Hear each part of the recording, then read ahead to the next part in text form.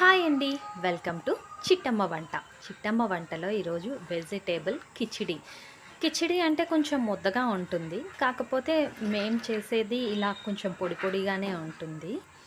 కిచిడికి కావాల్సినవి ఉల్లిపాయలు, బంగాళదుంప, గ్రీన్ పీస్, పచ్చిమిర్చి, కాలీఫ్లవర్, మీ దగ్గర ఉంటే క్యాప్సికమ్, ఇలా వెజిటేబుల్స్ ఏవైనా వేసుకోవచ్చు.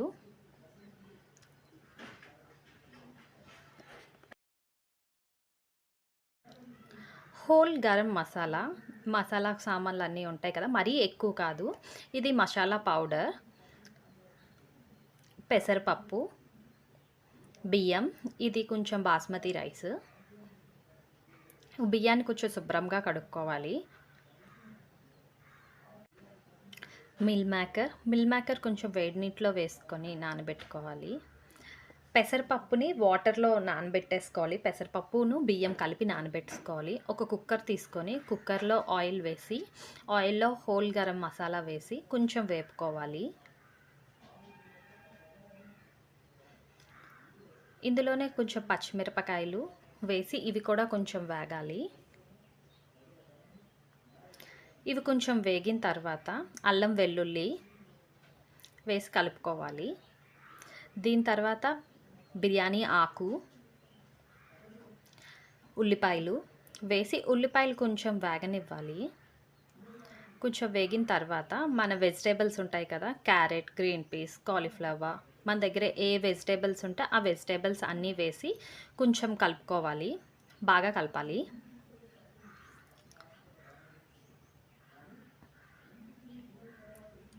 ఇది కొంచెం బ్రౌన్ కలర్ వచ్చే వరకు వేపుకోవాలి. ఇందులోనే మిల్ మేకర్ కూడా వేసుకోవాలి.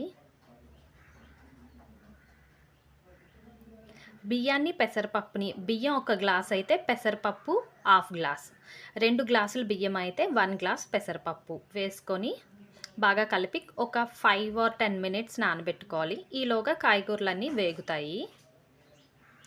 ఇది కొంచెం వేగింది కదా, వేగిన దాంట్లోని మనం బియ్యం, పెసరపప్పు కలిపి నానబెట్టాం కదా, అది ఇందులో వేసుకోవాలి. కుక్కర్లో వేసుకొని దీన్ని బాగా కలుపుకోవాలి.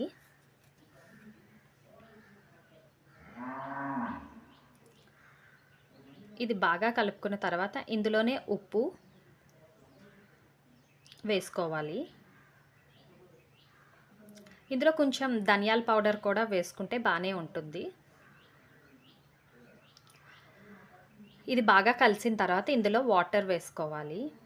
ఇది గరం మసాలా కూడా వేసుకొని బాగా కలుపుకొని ఇందులో వాటర్ వేసుకోవాలి. నేను 1 గ్లాస్ బియ్యం తీసుకున్నాను, అర గ్లాసు పెసరపప్పు తీసుకున్నా.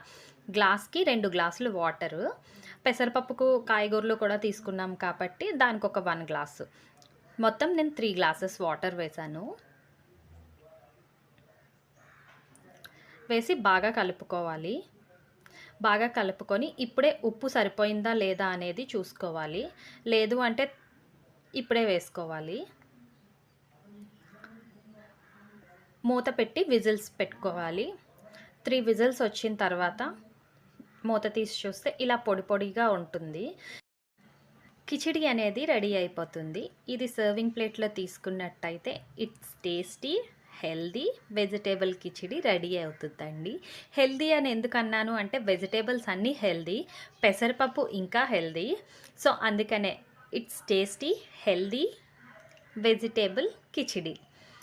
ఇది కానీ మీకు నచ్చినట్టయితే please like, share, subscribe. Thanks for watching.